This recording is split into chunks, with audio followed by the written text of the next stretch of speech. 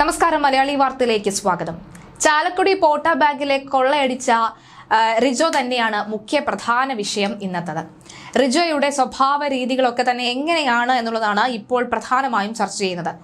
പുറത്തുനിന്ന് നോക്കിയാൽ അസൂയ തോന്നിപ്പിക്കുന്ന തരത്തിലുള്ള ഒരു ജീവിതമാണ് റിജോ നയിച്ചു വന്നിരുന്നത്. VVIP കോളനിയിലെ ശുദ്ധകള്ളനാണ് റിജോ എന്നറിഞ്ഞതിന്റെ ഞെട്ടലിൽ തന്നെയാണ് കോളനിയിലെ മറ്റ് നിവാസികൾ. ചാലക്കുടി പോട്ടയിലെ ബാങ്ക് കൊള്ളയടിയുടെ 2 ദിവസം മുൻപ് പ്രതി റിജോ ആന്റണി ചാലക്കുടി സെന്റ് മേരീസ് ഫൊറോണ പള്ളിയിലെ അമ്പു തിരുനാൾ ആഘോഷത്തിനിടെ പ്രവാസി അമ്പിൽ നൃത്തം ചെയ്യുന്ന വീഡിയോ പുറത്തുവരികയാണ്. ബുധനാഴ്ച രാത്രിയായിരുന്നു ആഘോഷം. വെള്ളിയാഴ്ച ഉച്ച കഴിഞ്ഞാണ് റിജോ ബാങ്കിൽ കവർച്ച നടത്തിയത്. ഈ പെരുന്നാളിന് പോയപ്പോഴാണ് സ്കൂട്ടറിന്റെ നമ്പർ പ്ലേറ്റ് സംഘടിപ്പിച്ചത്. കേസിൽ പ്രതിയുമായി ഇന്ന് തെളിവെടുപ്പ് നടക്കും. ബാങ്കിൽ ഉൾപ്പെടെ എത്തിച്ച് തെളിവെടുക്കും. വൻ ആസൂത്രണത്തിന് ശേഷമാണ് റിജോ കവർച്ച നടത്തിയത്. Mobile phone ഉപയോഗിച്ചില്ല. കവർച്ചയ്ക്ക് ശേഷം CCTVയിൽ പതിഞ്ഞ വസ്ത്രം വീട്ടിലിട്ട് കത്തിച്ചു. മുൻപും കവർച്ചയ്ക്ക് ശ്രമം നടത്തിയിരുന്നു. ആദ്യ ശ്രമത്തിൽ ബാങ്കിന് മുന്നിൽ പോലീസ് വാഹനം കണ്ട് പിന്മാറുകയായിരുന്നു. പോലീസ് വന്നപ്പോൾ ആദ്യം റിജോ ആന്റണി പരിങ്ങിയെന്നും പിന്നീട് എല്ലാം ഏറ്റുപറഞ്ഞുവെന്നും നഗരസഭാ കൗൺസിലർ ജിജി ജോൺസൺ പറയുകയാണ്. ഉച്ചയ്ക്ക് റിജോയുടെ വീട്ടിൽ കുടുംബസമ്മേളനം നടന്നിരുന്നു. നാട്ടിൽ പോലീസിനെ കണ്ടത് കുടുംബസമ്മേളനത്തിലും ചർച്ചയായെന്നാണ് ജിജി പറയുന്നത്. അപ്പോൾ റിജോ പറഞ്ഞത് കള്ളൻ എപ്പോഴേ സ്ഥലം വിട്ടു കാണും എന്നാണ്. മാത്രമല്ല പൊട്ടിച്ചിരിക്കുകയും ഉണ്ടായിരുന്നു.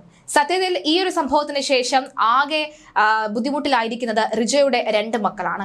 നല്ല രീതിയിൽ പഠിക്കുകയും മിടുമിടുക്കരായിട്ടുള്ള 2 വിദ്യാർത്ഥികളുടെ മുഖം പോലും നോക്കാതെ, അല്ലെങ്കിൽ 2 കുഞ്ഞുങ്ങളുടെ മുഖം പോലും നോക്കാതെയാണ് റിജോ ഈ കാര്യങ്ങളൊക്കെ തന്നെ ചെയ്തു കൂട്ടിയത്. ഒരിക്കൽ പോലും തന്നെ പിടിക്കില്ല എന്നായിരുന്നു റിജോയുടെ ആത്മവിശ്വാസം.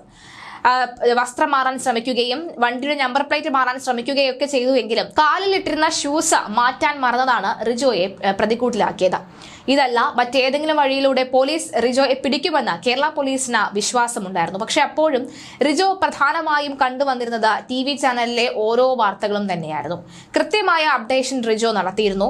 അതിലെല്ലാം തന്നെ പ്രതിയിലേക്ക് എത്തുന്ന ഒരു തരത്തിലുമുള്ള സൂചനകളില്ല എന്നാണ് പറഞ്ഞത്. അവസാനമായി ഏതെങ്കിലും ഒരു പുതിയ വിവരം പുറത്തു വന്നത് ഈ വണ്ടിയുമായി ബന്ധപ്പെട്ട വാഹനവുമായി ബന്ധപ്പെട്ടാണ്. അതായത് പ്രതി ഉപയോഗിച്ചിരുന്ന വാഹനം 10,000-ഓളം വാഹനങ്ങൾ ഉണ്ട് എന്നായിരുന്നു. ചാലക്കുടിക്കാരനിൽ നിന്നും ഇത്തരമൊരു നീക്കം ആരും പ്രതീക്ഷിച്ചിരുന്നത്. എന്തായാലും ചാലക്കുടിയിലെ പോട്ടയിലെ ബാങ്ക് കൊള്ളയടിയുടെ 2 ദിവസം മുൻപ് പ്രതി റിജോ ആന്റണി ചാലക്കുടി സെന്റ് മേരീസ് ഫൊറോണ പള്ളിയിൽ നടത്തിയ ഈ നൃത്തമാണ് ഇപ്പോൾ വൈറലായിരിക്കുന്നത്.